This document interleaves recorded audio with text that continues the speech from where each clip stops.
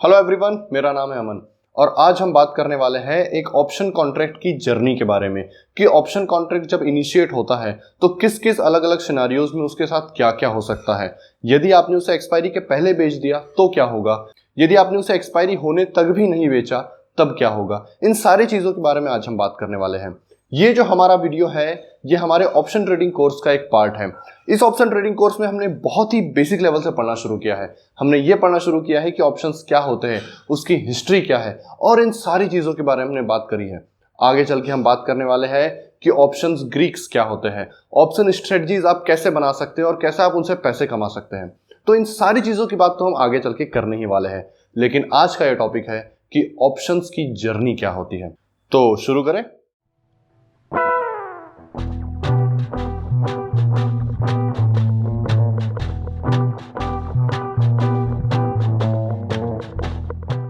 तो देखिए, दो टाइप के ऑप्शंस ट्रेड होते हैं।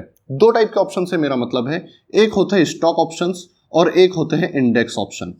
स्टॉक ऑप्शंस मतलब ऐसे ऑप्शंस जिनकी जो अंडरलाइंग एसेट है वो इंडिविजुअल स्टॉक्स होते हैं, जैसे कि एसबीआई का ऑप्शंस या एमआरएफ के ऑप्शंस, आइडिया के ऑप्शंस, इस तरह की चीजें।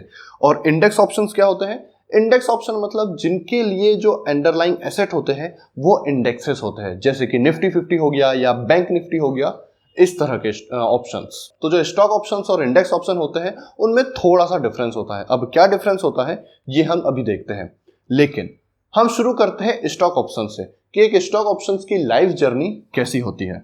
तो चलिए इसे एक एग्जांपल से समझते हैं। मान लीजिए आपने एसबीआई का एक कॉल ऑप्शन बाय किया है for the strike price of 500। ये मान लीजिए ये है सितंबर 2021 एक्सपायरी के लिए।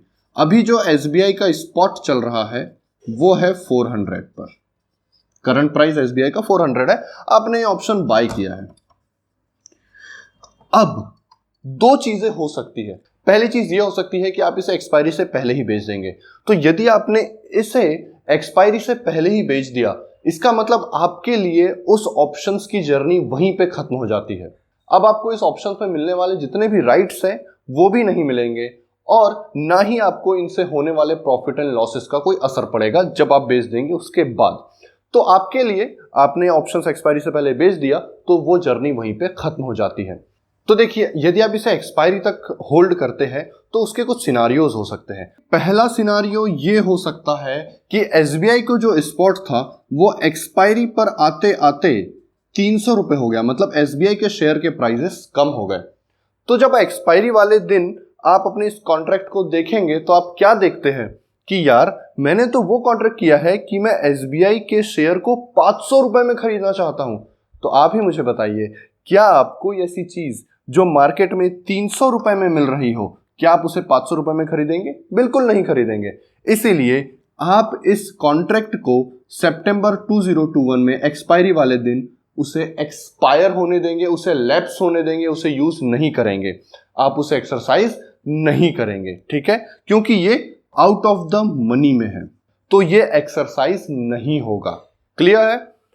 अब सेकंड चीज ये हो सकती है, सेकंड सिनारियो ये हो सकता है कि मान लीजिए आपका जो स्पॉट है वो 600 चला जाए। इसका मतलब एसबीआई का शेयर 400 से 600 रुपए चला जाए एक्सपायरी वाले दिन तक। तो आज मेरा प्राइस, आज एक्सपायरी का दिन है, आज मेरा प्राइस 600 रुपए है। इसका मतलब क्या? इसका मतलब भाई एसबीआई का जो शेयर है, जो जिसका आज का प्राइस 600 रुपए है, लेकिन मेरे पास राइट्स होने की वजह से मैं इस 600 की चीज को 500 में खरीद सकता हूं। तो देखिए, इंडिया में यदि आप स्टॉक ऑप्शंस खरीद रहे हैं और एक्सपायरी वाले दिन यदि आपका ऑप्शंस इन द मनी में आ जाता है और आप उसे बेचते नहीं हैं एक्सपायर होने के पहले, तो फिर ये आपके पास अब ऑब्लिगेशन बन जाता है कि आप इस शेयर को अपनी स्ट्राइक प्राइस पर खरीदेंगे, ठीक है? अब एक लॉट में एसबीआई के कुछ 1500 शेयर्स हो सकते हैं, तो इसका मतलब आपको उस बंदे से 7.5 लाख रुपए देकर ये एसबीआई के शेयर्स खरीदने होंगे, राइट। फिजिकल डिलीवरी जरूरी है, वो आपके डीमैट अकाउंट में शेयर आएंगे। हाँ, फिर हो सकता है कि आप उसी दिन, मतलब जिस दिन आपको डिलीवरी मिल जाती है, आप उसी दिन उसे 600 रुपए में बेच दीजिए। इसीलिए यदि आपके पास बहुत कम कैपिटल है तो इस चीज का ध्यान रखिए कि आप स्टॉक ऑप्शंस को या तो होल्ड मत कीजिए आखिरी तक, यदि आप होल्ड करते हैं तो रेडी रहिए 7.5 लाख रुपए से, क्योंकि यदि आपका option contract in the money में एक्सपायर होता है तो ये आपका अब ऑब्लिगेशन बन जाता है कि आप उसे अपने स्ट्राइक प्राइस पर खरीदें, पूरा का पूरा 7.5 लाख रुपए का आप पेमेंट करेंगे, शेयर खरीदेंगे, फिर उस शेयर को आप बेच करके प्रॉफिट ले सकते हैं। आप 500 में खरीदिए, 600 में बेचिए। लेकिन यहां पर बड़ी चीज जो है, कई लोगों के पास इतना 7.5 लाख रुपए होगा भी नहीं, तो उस चीज का आपको बहुत अच्छे तरीके से ध्यान रखना है। यदि आपके पास उतना कैपिटल नहीं है तो आप उसे पहले ही, एक्सपायरी के पहले ही उस ऑप्शन कॉन्ट्रैक्ट को बेच दीजिए। यदि आप ये ऑब्लिगेशन कंप्लीट नहीं करते हैं, यदि आप ये इन द मनी में आपका कॉन्ट्रैक्ट होने के बावजूद भी आप इस शेयर को नहीं खरीदते हैं, तो उस केस में आपको पेनल्टीज का सामना करना पड़ सकता है। तो इस चीज का ध्यान रखिए, यदि पैसा कम है तो यार पहले ही बेच दो, या फिर आप स्टॉक ऑप्शंस में ट्रेडिंग स्टार्ट ही मत करो, आप ट्रेडिंग करो इंडेक्स ऑप्शंस में। क्यों? क्योंकि उसकी जर्नी थोड़ी सी अलग है। तो चलिए अब देखते हैं कि इंडेक्स ऑप्शन किस तरह से काम करते हैं। स्टार्टिंग वैसी होगी, हम मान लेते हैं कि निफ्टी 50 का आपने एक कॉल बाय किया है 20,000 रुपए का फॉर दिसंबर 2021 एक्सपायरी। ठीक है, दिसंबर एक्सपायरी के लिए आपने कॉल बाय किया है। अब इसमें भी दो सिनारियोज हो सकते हैं। पहला सिनारियो ये कि आपने इसे एक्सपायरी के पहले ही बेच दिया, तो यदि आप इसे एक्सपायरी के पहले बेच देंगे तो भी कुछ नहीं होने वाला है, जितना भी प्रॉफिट या लॉस आपका बनेगा उतना आपको मिल जाएगा। लेकिन यदि आप इसे एक्सपायरी के दिन तक होल्ड करते हैं तो क्या होने वाला है, अब वो चीज हम देख लेते हैं। अब देखिए, आपने ये जो कॉन्ट्रैक्ट खरीदा है, ठीक है, अब इसे खरीदने के लिए, अब ये राइट है तो इस राइट को खरीदने के लिए आपने एक प्रीमियम दिया होगा। तो पहला सिनारियो ये है कि आपका जो निफ्टी 50 है वो 20,000 के नीचे ही रह गया। मान लीजिए पहले सिनारियो में निफ्टी 50 19,000 पे गया, बस दिसंबर 2021 तक 19,000 ही जा पाया। इसका मतलब क्या? इसका मतलब ये कि जो आपका जो ऑप्शन कॉन्ट्रैक्ट है वो आउट ऑफ द मनी ही रह गया, इसलिए आप इस ऑप्शन कॉन्ट्रैक्ट को एक्सरसाइज नहीं करेंगे। राइट? क्या कोई ऐसी चीज जो मार्केट में 19,000 की मिल रही है, क्या आप उसे 20,000 में खरीदना चाहेंगे? बिल्कुल नहीं।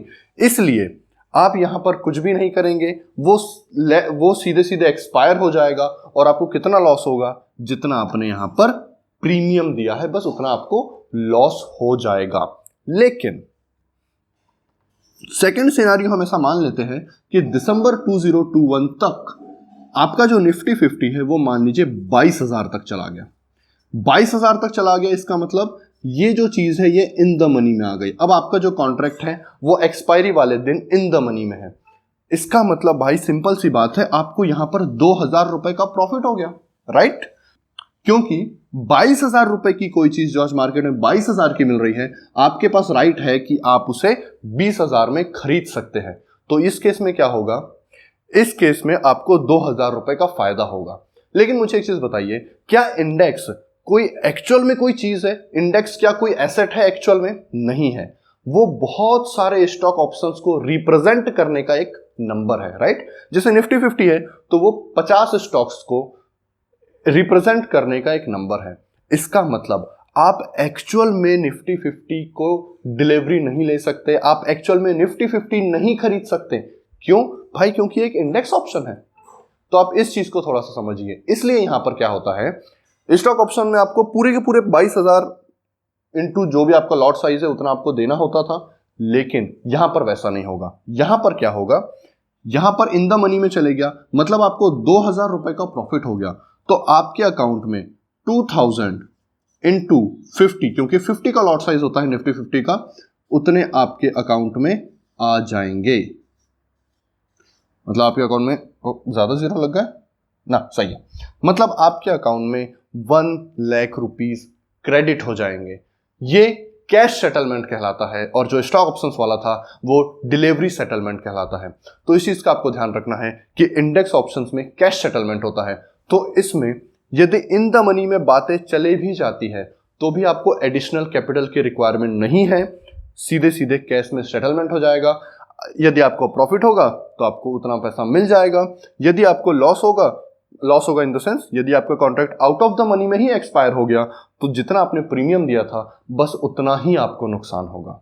उम्मीद करता हूं कि आपको स्टॉक ऑप्शंस और इंडेक्स ऑप्शंस दोनों की लाइफ जर्नी क्लियर हो गई होगी। मैं आपको यही एडवाइस करूंगा, यदि आपके पास कैपिटल कम है और आप स्टार्ट कर रहे हैं तो आप इंडेक्स ऑप्शन से शुरुआत कीजिए, स्टॉक ऑप्शन से शुरुआत मत कीजिए, क्योंकि आप कैपिटल की रिक्वायरमेंट को पूरा नहीं कर पाएंगे और बिना मतलब के आपको पेनल्टीज का सामना करना पड़ेगा। तो जैसा कि मैंने आपको बताया था, ये जो हमारा वीडियो है हमारे ऑप्शन ट्रेडिंग कोर्स का एक पार्ट है। हम इस कोर्स की वीडियोस को यूट्यूब पर हर हफ्ते फ्राइडे को अपलोड कर रहे हैं, लेकिन यदि आप इस कोर्स का इंस्टेंट एक्सेस चाहते हैं तो अभी डिस्क्रिप्शन में दी गई लिंक पर जाइए, आप हमारी वेबसाइट पर पहुंच जाएंगे, वहां पर फ्री में रजिस्टर कीजिए और इस कोर्स में जितने भी एपिसोड्स हैं, जितने भी वीडियोस हैं, आप उन सबको इंस्टेंटली एक्सेस कर पाएंगे। Thank you so much. This is Aman signing off.